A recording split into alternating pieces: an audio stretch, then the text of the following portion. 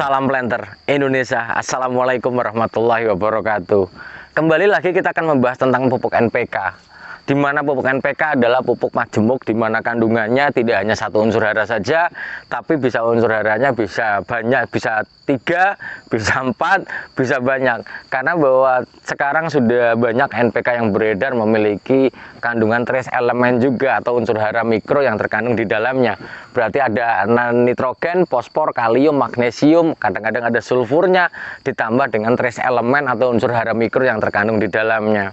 Lah pertanyaannya itu adalah bagaimana Pak Pendi, kalau sudah pupuk pakai NPK apakah perlu ditambah atau enggak? Mungkin kalau penambahan kalium dan sebagainya udah kita bahas di vlog yang lalu, tapi pertanyaannya simpel sebenarnya. Pak Pendi, apakah perlu diberikan dolomit dulu di dalam tanaman kita mau memupuk NPK pada gambut? Lah, ketika kita bicara tentang gambut, maka gambut memiliki karakteristik dasar yang sangat kuat, yaitu adalah tingkat keasaman dan akumulasi bahan organik yang menimbulkan tingkat keasaman yang cukup rendah. Asamnya cukup rendah, berarti asam ya, di dalam tanaman kelapa sawit. Di dalam penyerapan unsur hara di dalam tanaman kelapa sawit, ketika kondisinya asam, maka bahwa serapannya relatif lebih lemah atau lebih sedikit tidak efektif. Maka ketika kita bicara tentang gambut, maka kita harus berpikir bagaimana menetralisasi pH yang ada di gambut itu dulu sebelum kita melakukan pemupukan pakai NPK atau pupuk tunggal.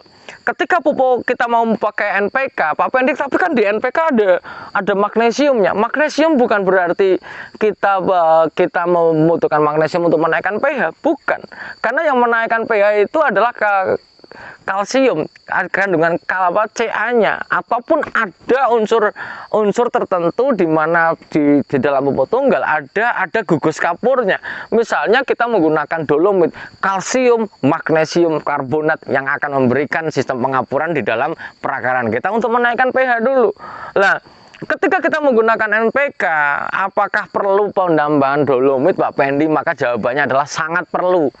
Jangan kita di dalam, apalagi di gambut yang masih mentah, fibris yang masih seratnya masih kuat, di mana kita tidak mengukur pH-nya, maka sebenarnya kita ukur dulu pH-nya. Ketika kita mengukur pH di fibris, gambut fibris yang gambutnya di mana bahan organiknya masih terlihat serat-serat yang sangat mentah itu, maka relatif dia pasti keasamannya tinggi. Ketika dipaksa kita menggunakan NPK, maka serapannya pasti tidak akan optimum karena banyak yang tertahan ketika pH-nya itu adalah rendah. Oleh sebab itu para petani dan para planter semuanya yang harus kita pahami adalah bagaimana kita menetralisir keasaman yang ada di dalam gambut itu dulu, supaya bahwa pemupukan kita menjadi efektif, apalagi menggunakan NPK. Di mana NPK adalah ketika kita berikan, maka kita nggak akan memberikan pupuk lainnya ketika jumlahnya cukup sesuai dengan rekomendasi. Jika pengen rekomendasi, WA saya saja, nanti tak kasih rekomendasinya menggunakan NPK. Di mana bahwa ketika kita memupuk menggunakan NPK ini, kita pastikan dulu kondisinya adalah netral ataupun tidak asam banget lah. Ketika pH-nya 4, kita memupuk pakai NPK, mau diserap apanya gitu. Maka pemupukan NPK bagusnya adalah dimulai akan diberikan tambahan berupa dolomit dulu. Ketika di gambut, kita cerita ketika di gambut, jangan kita memupuk kondisi gambut masih mentah ataupun setengah matang, pH-nya kita nggak pernah ukur, kita pupukkan, nanti akan menyalahkan NPK-nya. Wah, Pak Pendi, NPK ini palsu, Pak, kandungannya kurang dan sebagainya. Bukan, karena bahwa dalam kondisi yang keasaman tinggi, tanaman tidak mampu melakukan penyerapan unsur hara yang sangat-sangat banyak, itu nggak bisa. Sesuai dengan kebutuhan tanaman itu nggak bisa. Karena ibarat yang pernah saya ceritakan, di dalam pH yang asam, tanaman itu seperti manusia kena diabetes. Dikasih gule, tongseng, apapun ya harus sabar lah. Kalau mau makan mutara gitu. Susahnya di situ. Maka kita harus netralisir dulu. Saran saya adalah bahwa pemberian dolomit dan NPK juga diberikan jeda, jangan dicampur, sehingga bahwa pemupukan akan relatif lebih efektif dan efisien. Disebar dulu dolomitnya dengan takaran yang saya kira ya relatif rendah dibandingkan ketika di pupuk tunggal, bisa pakai tergantung umurnya juga ya. Lah Pak Pendi, kalau nggak pakai dolomit pakai apa? Oh, berarti bisa Yang lain Bapak ini kita bisa melakukan menaikkan pH tanah dengan menggunakan kalsit atau kapur pertanian, ataupun yang namanya kapur pertanian, kalsit atau kalsium kalsium karbonat atau CaCO3. Ketika kita menggunakan itu, maka pH-nya kita berharap bukan bahwa dolomit memberikan unsur hara magnesium, karena di NPK sudah ada. Misalnya kita menggunakan 13, 8, 27, 4, berarti 4%-nya adalah magnesium oksida. Itu sudah ada. Karena ketika kita menggunakan dolomit, kita berharap pH-nya naik, terjadi pertambahan nilai pH-nya yang dari misalnya dari 4 menjadi 5,5 atau 6, supaya penyerapannya relatif lebih bagus untuk tanaman kelapa sawit kita.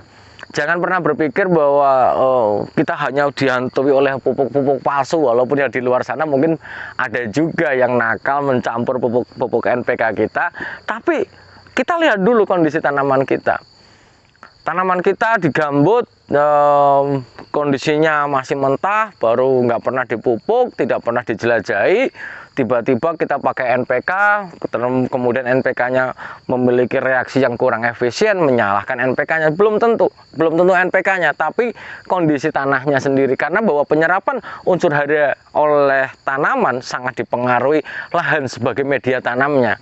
Ketika pH-nya sangat rendah, maka penyerapan relatif tidak efektif dan efisien yang kemampuan tanaman untuk menyerapnya, sehingga perlu ditambahi dolomit dulu. Nah, gitu.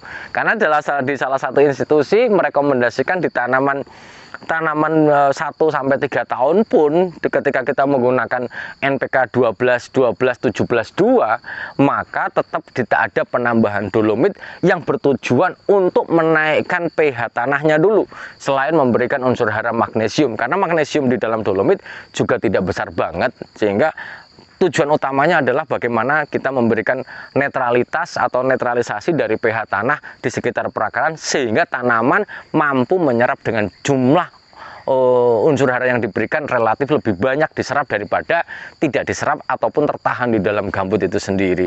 Semoga Allah memberikan saya, Anda, dan semuanya kebahagiaan dan kesejahteraan, kemudian ilmu pengetahuan yang banyak bagi kita semuanya, dan semoga Allah memberikan rezeki yang tidak disangka-sangka oleh kita semuanya. Terima kasih, salam hangat bagi keluarga Anda di rumah.